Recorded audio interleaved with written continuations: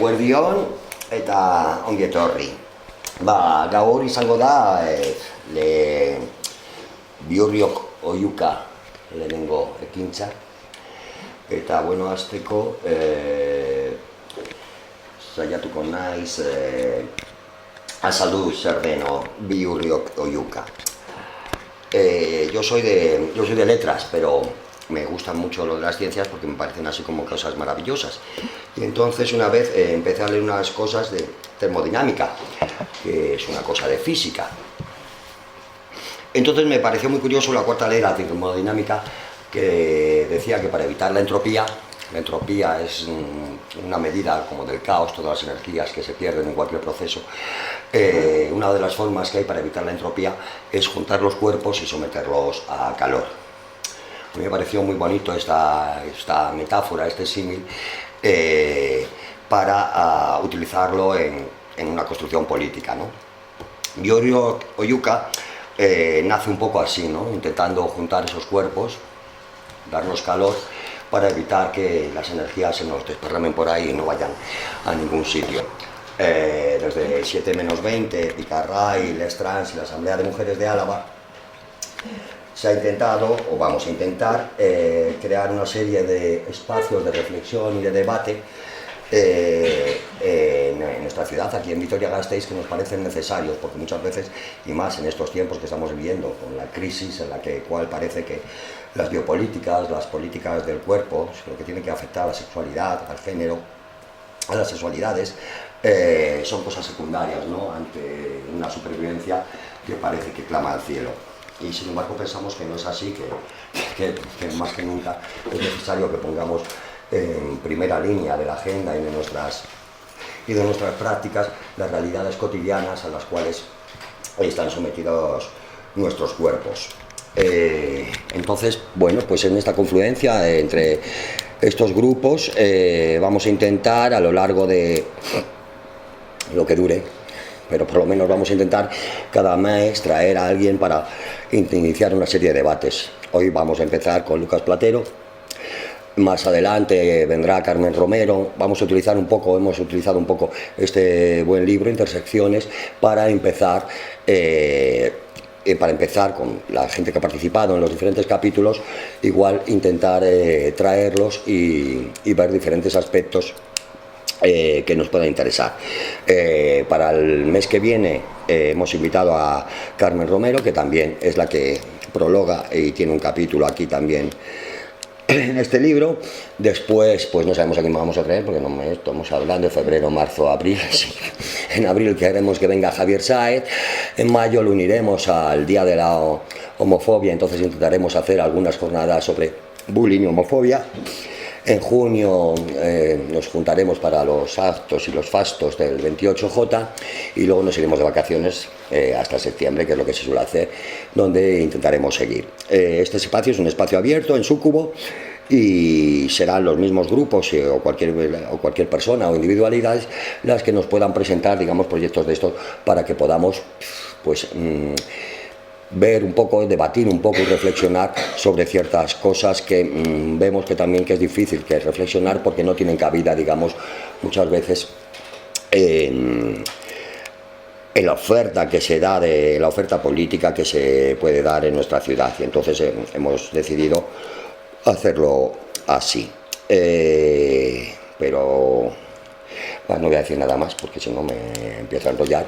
Os voy a dejar con Suri Martínez Baztán de Les Trans, que va a presentar a Lucas Platero, y luego hablaremos del libro y a ver si luego podemos debatir o lo que sea menester. Sin más, os paso con Suri.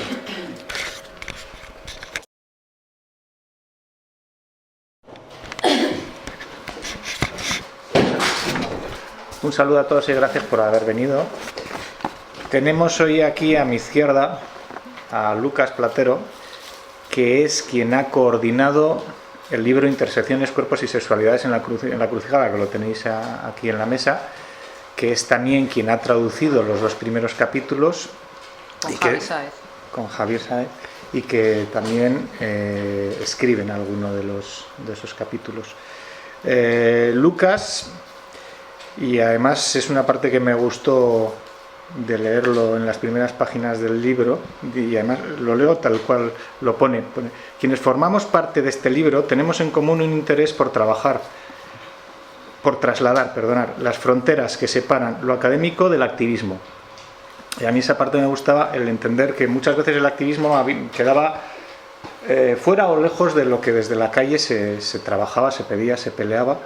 Entonces, el que en este libro se trabaje esa idea y que sea Lucas quien lo haga, a mí me gusta. Lucas, precisamente por eso igual ha hecho también este libro, ha coordinado, está en la academia y está en la calle, está en el activismo y está en la investigación, en la docencia y en el activismo.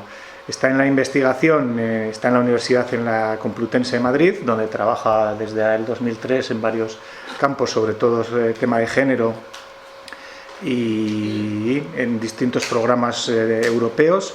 Está en la docencia, dando en secundaria, orientando la educación secundaria, haciendo hincapié en la intervención sociocomunitaria, y es activista. Ha estado con, no sé si perteneces a RQTR de la Universidad de la Complutense de Madrid, pero también ha estado en el génesis de lo que ahora es el orgullo. Ya no es el orgullo crítico, ahora es el orgullo indignado en Madrid. Bueno, cada año, has participado. Un año fue incluso antipetrolero, o sea que cada año tiene... es crítico. Pero nos conocimos en la lucha por la despatologización de la transexualidad, o sea que esa es la parte activista. Luego el libro lo ha dividido en dos partes muy diferenciadas. La primera parte, y así lo pone también en el prólogo, traduce dos textos históricos sobre el análisis feminista de la interseccionalidad, uno desde la academia y otro desde el movimiento social.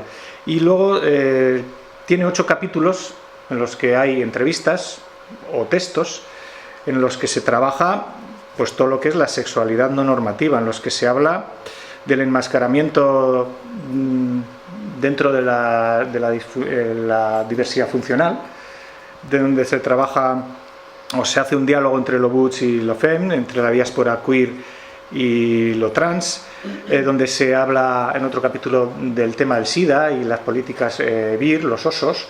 También habla de la normatividad, la no normatividad dentro del colectivo gitano. En otros se habla de cuerpos y sexualidades no normativas en los centros de internamiento de extranjeros, en las cárceles que tenemos para extranjeros. Un artículo que me lo leeré porque no he tenido todavía ocasión de leerlo con más atención, porque se habla de las interseccionalidades aplicadas a las realidades lesbianas, trans, intersex, y otros 2 capítulos, en uno sobre la realidad en las cárceles españolas y en el otro, curioso, el último, en el que se habla de cómo la presión en el tema de la presión normativa en lo que fue la sección femenina, pero en Guinea Ecuatorial, en los coros y danzas de la sección femenina en Guinea Ecuatorial, hizo ver que precisamente, y a pesar de toda esa rigidez que marcaba desde el gobierno nacional catolicismo, eran precisamente quienes llevaban adelante ese coro y danza, esos coros y danzas de la sección femenina, los cuerpos menos normativos, los que tenían, quizás porque la cuota de poder les daba el derecho a no cumplir precisamente con los parámetros que marcaba el gobierno franquista.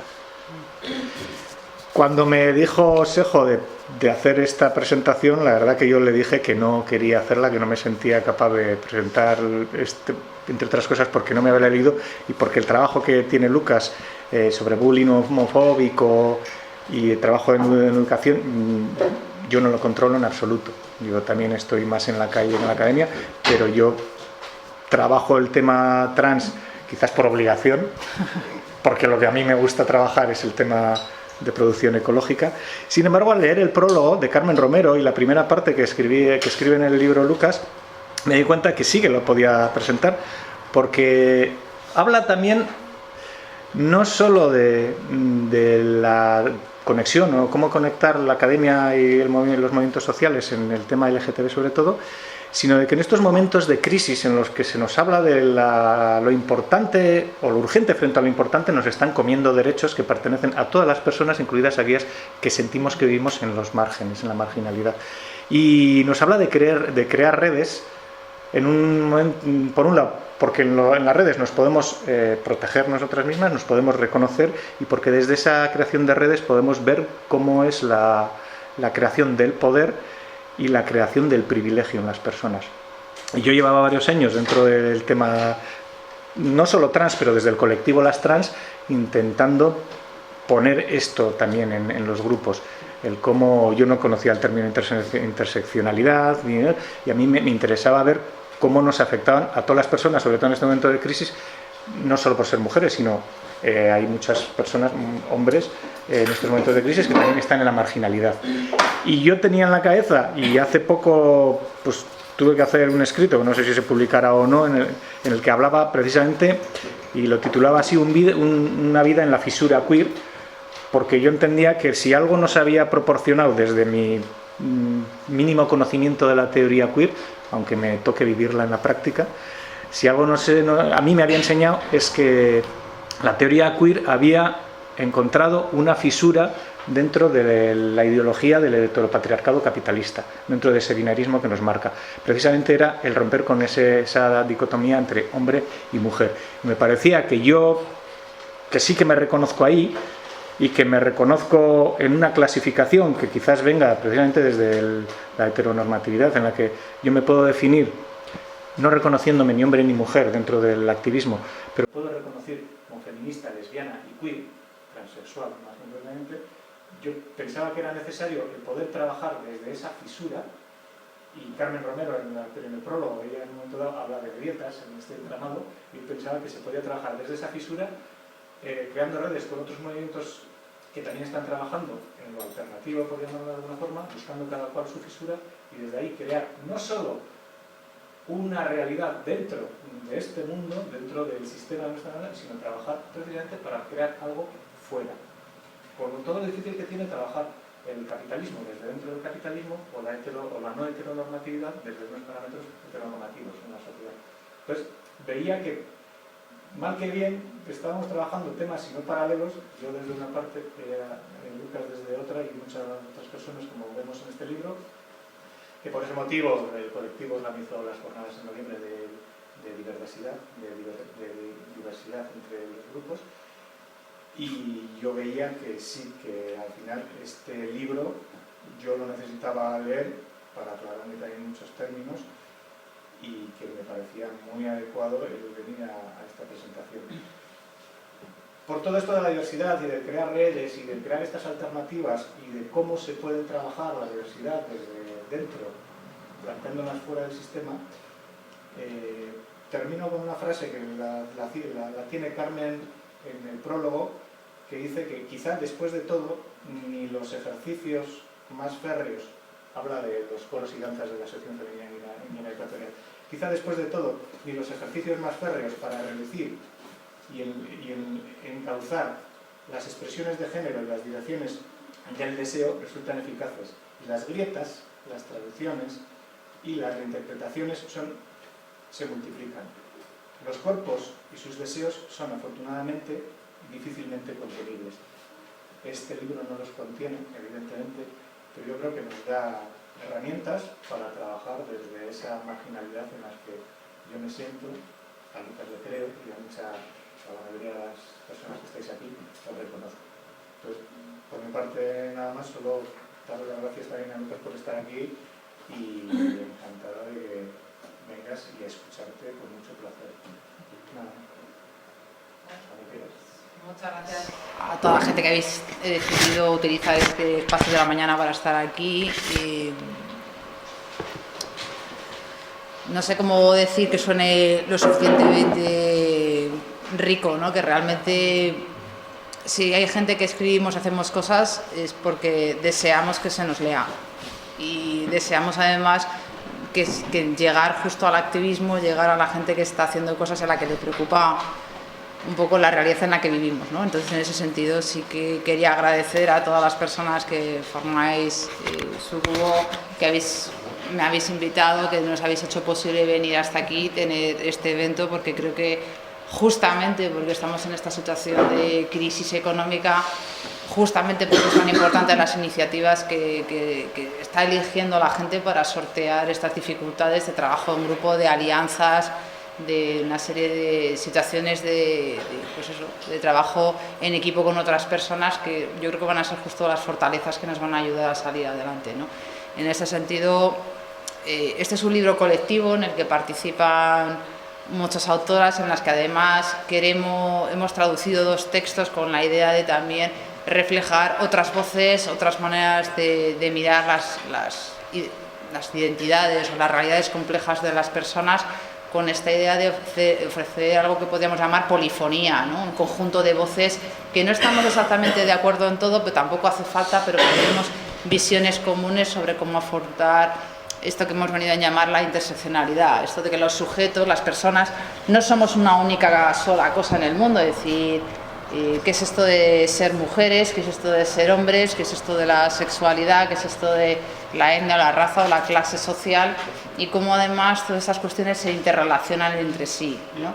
Yo creo que tenemos un legado detrás muy importante, no solamente de la teoría queer, sino de los estudios críticos sobre la discapacidad y la diversidad funcional, de las teorías postcoloniales, ¿no? Una serie de espacios como el posfeminismo que están diciendo que tenemos que pensar un poco más allá de estas categorías que muchas veces damos por hechas, ¿no? Si pensamos, por ejemplo, en el sujeto político del feminismo, las mujeres, por ejemplo, a priori podría parecer que si decimos el término mujeres sabemos a qué lo que nos estamos refiriendo, y sin embargo, igual que todas y cada una de las categorías que utilizamos en lo cotidiano, hay cierta cantidad de naturalización, de pretender que hay un consenso sobre alguna de estas palabras, cuando quizás no significan siempre lo mismo. Es decir, las mujeres incluyen, por ejemplo, a las mujeres transexuales, o a las lesbianas, o las bisexuales, o a las niñas, o a las mayores, o las mujeres con diversidad funcional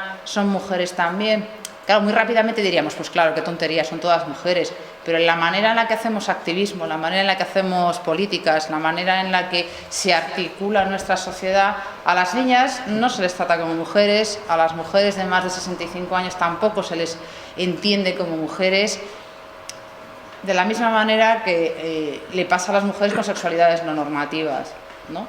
Que de alguna manera estamos utilizando una categoría que genera cierto consenso que luego es falso y que luego nos produce pues algunos problemas cuando la ponemos a funcionar, y que genera exclusiones a su vez. Es decir, cuántas cosas no están dirigidas a las mujeres y muchas mujeres no están dentro de ese paraguas, o no se sienten reconocidas dentro de esa llamada, o no son, ni siquiera forman parte, no se piensa en ellas, porque sus realidades son demasiado complejas, demasiado otras, ¿no? Forman parte de una otredad, ¿no? Tú podrías pensar que las realidades a las que se refiere este libro son solamente realidades marginales. La que es gitana, que es mujer, que tiene cierta clase social, si sabe leer o no sabe leer, y dónde vive, si vive en un sitio en el que tiene acceso, pues no sé, a los estándares mínimos de la vida digna que pensamos que nos merecemos todo el mundo. Tú piensas, esto es muy marginal, ¿no? La interseccionalidad va de marginalidad, va de pensar de personas a las que le pasan rarezas y le pasan muchas rarezas. O la interseccionalidad va de que todas las personas tenemos realidades complejas, y cuando hablamos de las personas que tienen más privilegios, ¿quiénes son las personas que tienen más privilegios en general? Pues muchas veces son hombres, pero no solo. Muchas veces son personas de cierta clase social, muchas veces son personas que hablan determinados idiomas y no otros, son personas que tienen cierto aspecto, que tienen cierta edad, ¿no? Que de alguna manera no solamente la exclusión social está hecha por una serie de confluencias, yo les he llamado organizadores sociales, otra gente les llama ejes de desigualdad, se pueden llamar de muchas maneras, es decir, pero tu vida está atravesada por muchas cosas. Solo si estás en la exclusión social, solo si vas a ir a servicios sociales a ver si pueden hacer algo por ti, o los sujetos del privilegio también están atravesados por muchas realidades. Pues probablemente es así, ¿no? Probablemente todo el mundo tenemos sexo. Esta sociedad nuestra no nos permite no tener un clasificador de sexo en nuestros DNIs. En esta sociedad todo el mundo tenemos diferentes expresiones de la sexualidad, todo el mundo tiene clase social, todo el mundo tiene acento, en fin. Lo que pasa es que los acentos de algunas personas, las expresiones del género, de la sexualidad, de la clase social, de la capacidad, las entendemos como normales y hay gente que dentro de ese paraguas las entendemos como fuera de esa normalidad, y eso es lo que entendemos como sexualidad no normativa, como personas con discapacidad, etcétera, etcétera, ¿no? Que buscamos un nombre para los que están fuera de la norma, ¿no? Entonces, en este sentido, yo creo que el libro presenta un conjunto, como digo, polifónico de autores y de autoras que lo que están es presentando una visión, un diálogo sobre alguna cuestión que es relevante para el activismo y también para los estudios, ¿por qué no?, académicos sobre la sexualidad. Es decir, que cogemos la interseccionalidad como herramienta para hablar de la sexualidad y elegimos hablar de la sexualidad entendida como no normativa o en los márgenes o alternativa al heteropatriarcado, como una forma también de hablar de todas las sexualidades, de todas las normas sociales. Es decir, que si de algo tiene de interesante la homosexualidad, si es que tiene algo interesante, es poner en solfa, poner en cuestión la norma heterosexual. Si algo tiene de interesante el movimiento de, no sé, de diversidad funcional, de vida independiente, es que está poniendo en tela de juicio lo que entendemos como un cuerpo normal, ¿no? Un cuerpo que es capaz, y que aquí atraviesa muy bien el feminismo cuando está hablando de los cuerpos que habitamos, que está hablando de estas batallas múltiples sobre el cuerpo. O sea que en ese sentido sí que creo que de muchas maneras hay una encrucijada de intereses y de movimientos que, bueno, que nos acercamos a esta cuestión. ¿Me puedes pasar 2 diapositivas? Habitualmente cuando hablamos de la interseccionalidad la gente se lo piensa como un cruce de caminos. Es que estamos como un cruce de caminos que si miro para allá veo la realidad de género, si miro para allá veo las cuestiones de la clase social, si miro para allá estoy viendo la etnia. Claro, la idea de la encrucijada es como muy poderosa, ¿no? Y durante mucho tiempo la interseccionalidad se ha entendido como esto, como una encrucijada. El problema del símil de la encrucijada es que parecería como si la clase social estuviera antes de que llegásemos las personas, ¿no? Como si la clase social o el género o la sexualidad estuviera parte de nuestra realidad, cuando todo es encarnado, está en la piel. Es decir, cómo vivo yo la clase social, cómo vives tú la clase social, es algo que atraviesa el cuerpo, ¿no? Cuántas veces comemos, qué comemos, en qué condiciones. En fin, esto es clase social también, ¿no? Es decir, que siempre está pasado por la experiencia personal, ¿no? Con lo cual este símil quizás es como interesante, sirve para hacer dinámicas de grupo, pero es un poco erróneo, porque no es que, como dicen mis estudiantes de secundaria, es que no somos ni hombres ni mujeres. Digo, pues ojalá, pero es que nuestra experiencia, toda nuestra vida está encarnada en el hecho de ser hombres o mujeres, o vivir en este barrio o vivir en nuestro otro barrio, o comer unas cosas o comer otras, o hablar una lengua como lengua materna o hablar otra, y eso le da un contenido a tu experiencia, no es una experiencia así como en el aire, ¿no? No estamos hablando de una